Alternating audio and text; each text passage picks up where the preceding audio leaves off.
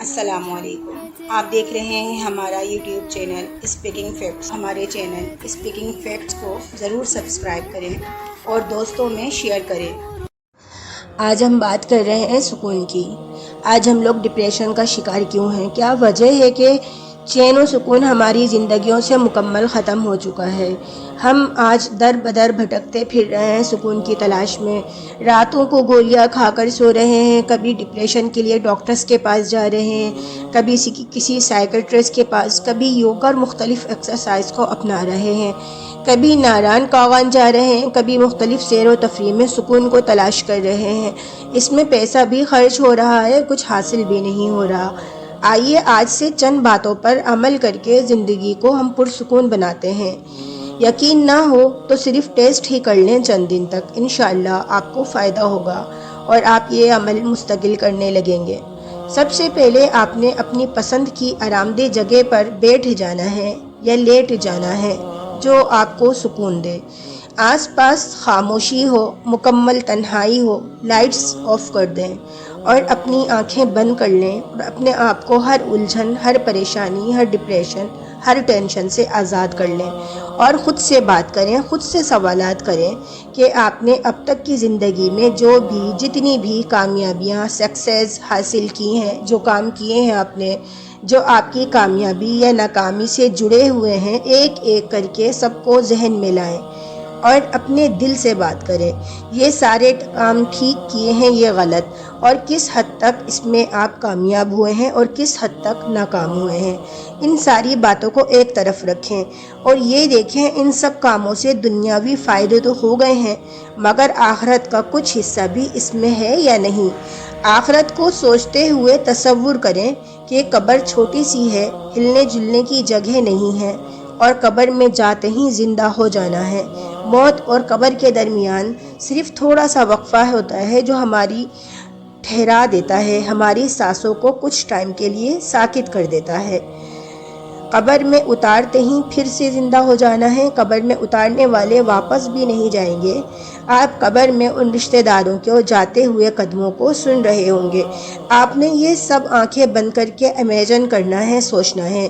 آپ کا دم گھٹے یا آپ کے جسم میں اضطراب پیدا ہونے لگے تو آپ کو گھبرانا نہیں ہے، آپ جو عمل کر رہے ہیں وہ کرتے رہیں۔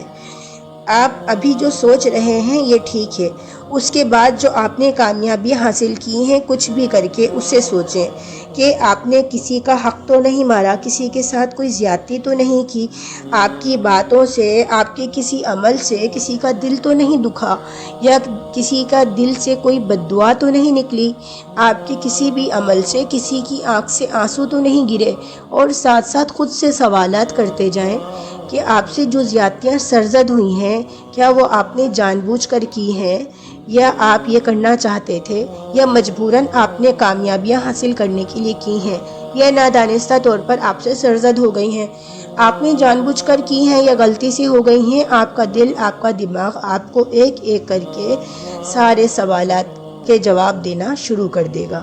یہ سب آپ نے محسوس کرنا ہے۔ اب آپ نے ایک طرف ساری کامیابیاں اور ناکامیوں سے حاصل ہونے والے فائدے رکھنے ہیں، ایک طرف آپ نے ساری کامیابیاں اور کامیابیوں سے حاصل ہونے والے فائدے رکھنے ہیں اور دوسری طرف خود کو رکھنا ہے اور دیکھنا ہے آپ نے آخرت کے لیے بھی کچھ کامیابیاں حاصل کی ہیں، یہ سب دنیا کے لیے حاصل کیا ہے۔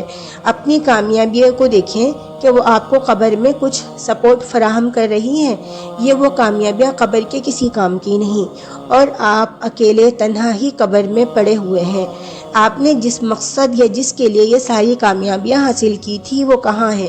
کسی کو پتہ ہے آپ اپنی قبر میں کس حال میں موجود ہیں اور آپ کے اعمال کے علاوہ کون آپ کے ساتھ موجود ہے؟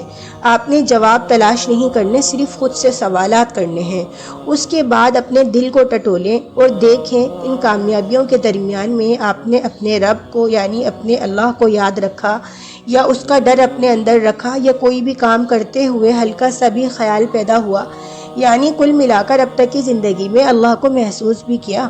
اب سوچیں، ایک طرف کامیابیاں پڑی ہوئی ہیں، ڈھیر لگا ہوا ہے، ایک طرف آپ قبر میں موجود ہیں، آپ بے بس ہیں، کچھ بھی کرنے سے قاصر ہیں، زندہ تو ہیں قبر میں مگر ہل جل نہیں سکتے، ہاتھ نہیں اٹھا سکتے، کروٹ نہیں لے سکتے، تو اب کیا کریں گے؟ اب آپ کو اللہ کی یاد آئے گی، پھر آپ کو محسوس ہوگا کہ صرف اللہ ہے اور اللہ ہی ہے جو آپ کا من چاہا آپ کو دے سکتا ہے، دنیا میں بھی اور قبر میں بھی، جس کو بھلا کر آپ غافل ہو چکے تھے۔ اللہ کہتے ہیں تم مجھے دنیا میں اور دنیا داری میں بھلا دو گے اور میں تمہیں قبر میں اور آخرت میں بھلا دوں گا۔ تو یہ ہے آج کے دور کی بے سکونی کی وجہ کہ ہم اللہ سے اور خود سے دور ہیں۔ سکون چاہتے ہو، مطمئن رہنا چاہتے ہو، زندگی میں کامیابیاں چاہتے ہو، ہر وقت خوش رہنا چاہتے ہو، تو اللہ کو ساتھ لے کر چلو، یعنی دل میں ہر وقت اللہ موجود رہے، ایک سیکنڈ بھی آپ نے اللہ سے غافل نہیں ہونا۔